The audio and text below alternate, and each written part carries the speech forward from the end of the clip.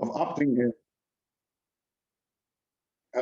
in, of participation in a community by choice, and how appropriate then that Israel was a nation which was given a charter by the entire United Nations, right? That this is the same way that everybody sort of agreed, yes, you can have a state, that this is the same kind of individual participation in the whole that Israel is comprised of, so too is the United Nations, right? That the choosing to be unified, even though there's nothing compelling us to.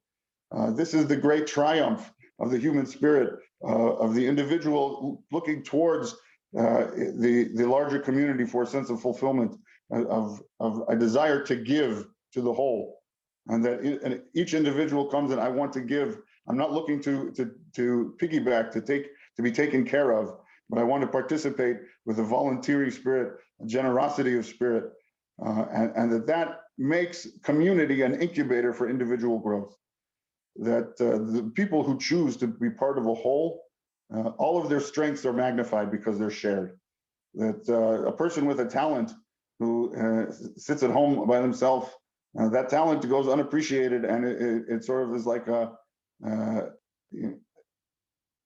is never given the opportunity to flourish and to nourish the community.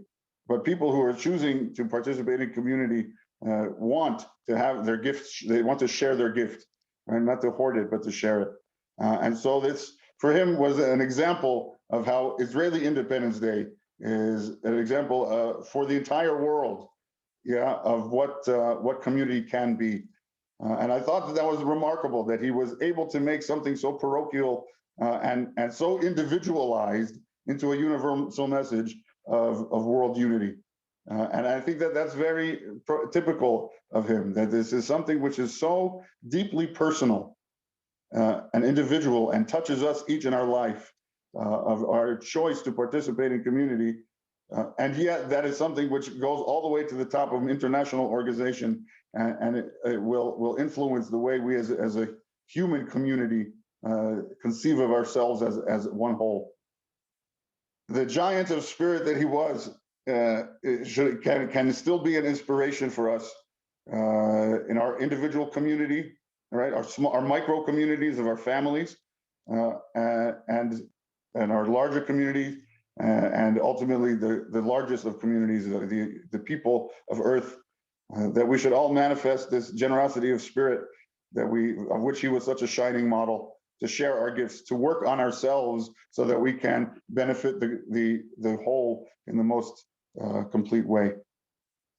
There is no greater tribute, I think, than we can pay to Rabbi Sacks than to live his teachings, than to choose to participate, to offer what we can share, to offer our gifts, not for our own gain, but for the gain of the world, to participate in community with a desire to enhance the life of others, and that's this choice to give can be something that we celebrate and recognize in one another.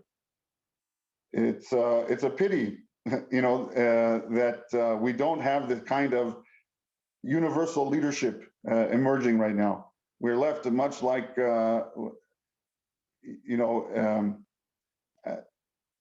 Moses, our teacher, designated Joshua, and we're now without a Joshua even. We don't know to whom to turn for this kind of inspirational and unifying leadership, and all the more so that if we can each rise to be a little Joshua, and to carry Rabbi Sacks' message forward and pass it on to the next generation, we will be doing him justice. I believe we have another video to share.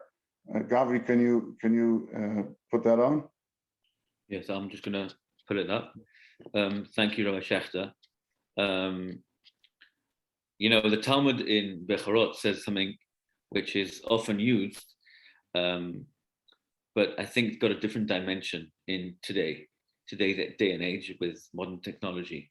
The Talmud says the following: Kol Talmid Chacham, any Torah scholar, shomrim davar shmua mipiv ba'olam hazeh, that one says over their teachings in this world after they've passed away, Siftotav dovavot bekever. Their lips are almost literally moving within the grave, which is a euphemism for, what we generally understand, that when we teach or say over teachings of a rabbi who's passed away, then his legacy continues to live on.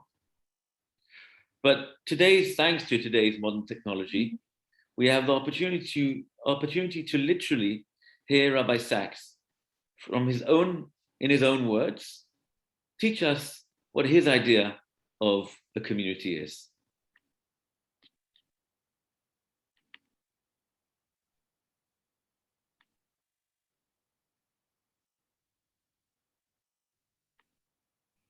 Speaking of thinking locally or the particularity, what does it mean to be part of a community nowadays? On the Jewish end, you can think of a person whose closest rabbinic teacher lives in Israel, whose friends live on either the East Coast or the West Coast. You may live in the Midwest.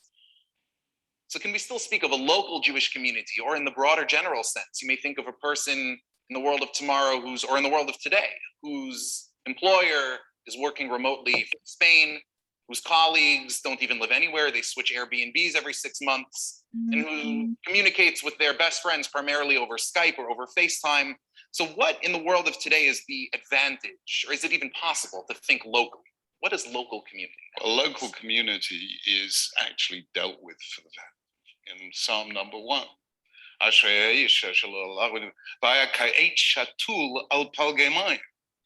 To be strong, you need roots somewhere. Whereas the Rishaim, we won't call them wicked, we'll call them just alienated or destabilized, are like chaff blown on the wind. And that's what Facebook culture actually is. Whatever is this week's fashion or this week's viral video. I mean, you don't have grinning cats on, do you? I mean, or whatever it is this week. I don't know. This is kamotza shetit venerah. This is being blown this way and that. That is not an identity. So here it is. In 2011, a British medical charity, Macmillan Nurses, did a survey of young Brits between the ages of 18 and 30. This is 2011, 6 years ago, which in the history of Facebook is quite something, because Facebook just had its bar mitzvah. It's been around for 13 years. It has 2 billion subscribers. So 6 years ago, it was, still in Cheder, And they asked, how many Facebook friends do you have? And the average answer 6 years ago was 237. When asked, how many of those can you rely on in an emergency, the average answer was 2. A quarter said 1, an eighth said none. That is the difference between a Facebook friend and a real friend. The guy you sit next to in shul, or even better, the guy you don't speak to in shul. But so I was doing a Facebook Live a week or two ago with the head of Facebook in Europe, Nicola Mendelsohn, who I have to tell you is an Orthodox and practicing Jew. And we were talking just that because Mark Zuckerberg has changed the mission statement of Facebook to supporting communities. And the truth is, yes, Facebook can support communities, but it can't create communities. Communities have to be down here on the ground. That's why you need a minyan. That's why you don't drive on Shabbos, so Orthodox Jews live in close proximity to one another. You need those things. And you need face-to-face encounters. And therefore, we came up with this wonderful idea of a digital detox. You know what I mean? In order not to be totally dependent on your smartphone. And my smartphone is a lot smarter than I am. So I've already got an inferiority complex. And I haven't even bought the iPhone X yet. So I mean, I should be completely inadequate then. But the fact is that one day a week, you've got to switch off the iPhone and meet real people in real time and real space. And I propose, let's call it Shabbos. So, and I think Mark Zuckerberg, and bless him, Mark and Sheryl Sandberg, both this Yom Kippur came out of the closet and sent a Yom Kippur message, Chatasi Avisi Poshati, to which everyone said, "You're absolutely right, you really did." And so here it is. All these technologies can support community, but they can't create and sustain community. And for that, you need physical presence, I vow, and there's no substitute for it.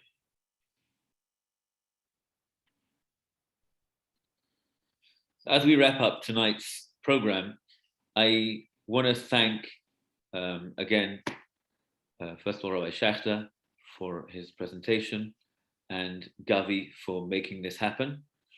And I also want to thank... Chief Rabbi, ladies and gentlemen. Second.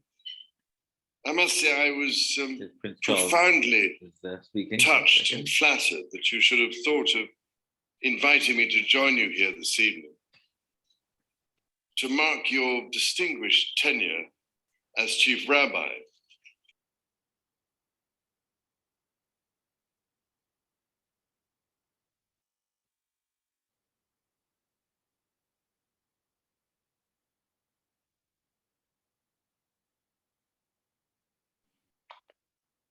As we resolve the technical difficulties, just also want to acknowledge the wonderful community that we have here. I'm a relative newcomer here, but to see so many people logging on, people that I do see regularly in person, it's a wonderful thing. And as Rabbi Sacks was saying, you can't fake the real thing. You can't produce community out of nowhere. So as challenging as the COVID time has been for everyone, I personally feel a tremendous warm welcome into this community, and it speaks to me the strength of the community, of the roots and the interconnected roots of this community, that people come and want to participate in virtual and in live programming, and the warmth and care that we've received here is tremendous.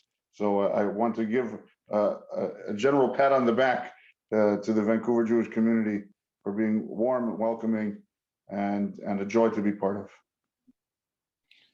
Thank you, Rabbi Schachter. So sorry about the technical snag over there. I also want to thank, I don't know if it cut out when I said it before, Gabay for really pushing this forward, and also the office of Chief Rabbi Sacks for creating this event where there's hundreds of communities around the world who tonight, last night, and this whole week will be commemorating the legacy of Rabbi Sacks, and the learning will be done in his memory. So the office has actually sent us a short message from his daughter, Gila, who gave a eulogy at his funeral. And I should mention that his funeral was in the midst of COVID, really at the beginning of COVID, and they had literally 10 men and the close family members, obviously. But even the chief rabbi, his successor, Chief Rabbi Mervis, wasn't able to attend. It happened to be he was in quarantine at the time. He actually sent a letter to be read at the funeral. But it was, if I may say, almost pitiful what a giant of a man should have such a funeral. But I think that God works in wondrous ways. But Rabbi Sacks, as this week's parasha is called Chaye Sarah. And as a girl in Shalhevet asked me this week, why is this week's parasha called Chaye Sarah, the life of Sarah? And it starts talking about the death of Sarah. Seemingly, this week's parasha, maybe a bit more of a gory name, should be called Mot Sarah, the death of Sarah. And one of the answers given is Chaye Sarah because her whole, although she passed away and left the void, but her life, her legacy continued. And her life was literally, her death almost was not felt in that sense. Her death was, a vacuum which was left because the physical being was no longer in this world. But her teachings and her legacy through her child, and then later through her grandchildren and great-grandchildren, until us today, all of us who are here and not here, listening to this Zoom together. That is her true legacy. And I think the same is true about Rabbi Sacks. He perhaps didn't have a very big funeral, which was befitting to him. However, his legacy is still around because he is so still alive. And I want to thank the Office of Rabbi Sacks for sharing with us this message, which I'll share on the screen now.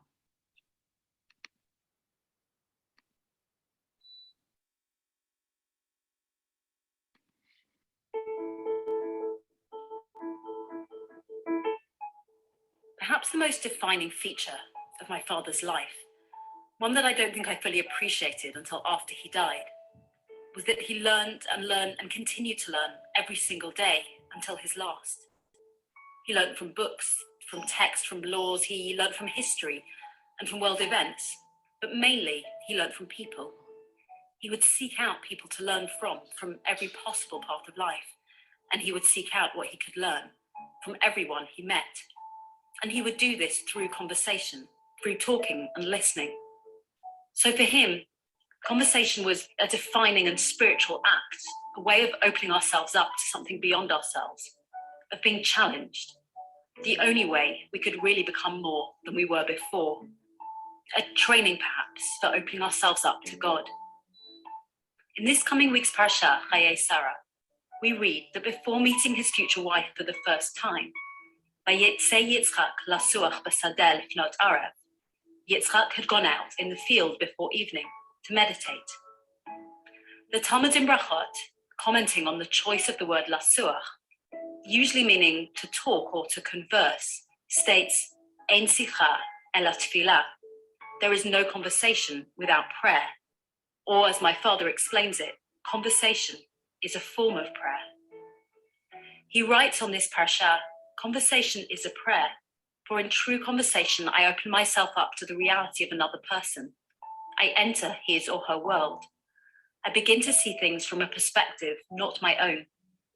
A genuine human conversation is a preparation for and a microcosmic version of the act of prayer. Prayer, the prayer model by Yitzchak specifically, is not monologue, but dialogue. Prayer as sicha, conversation.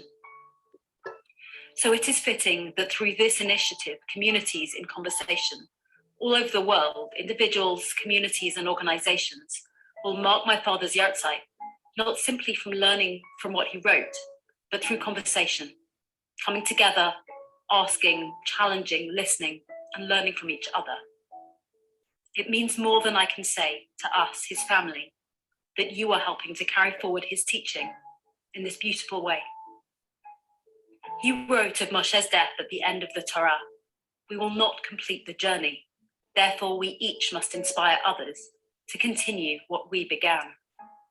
Thank you for continuing the work my father began. And may the work he began be a blessing for all of us.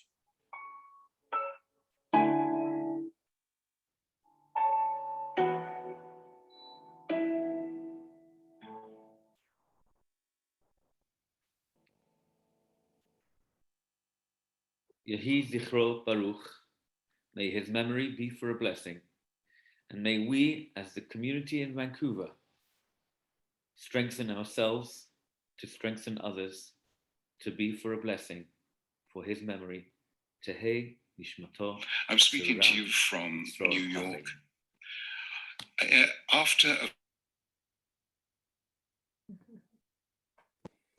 The prince always has to be the center of attention. Hey, Rabbi, it's Amen. Clearly. Thank you, everyone, for coming. Thank you, rabbis. Yashar koach. Yashar koach.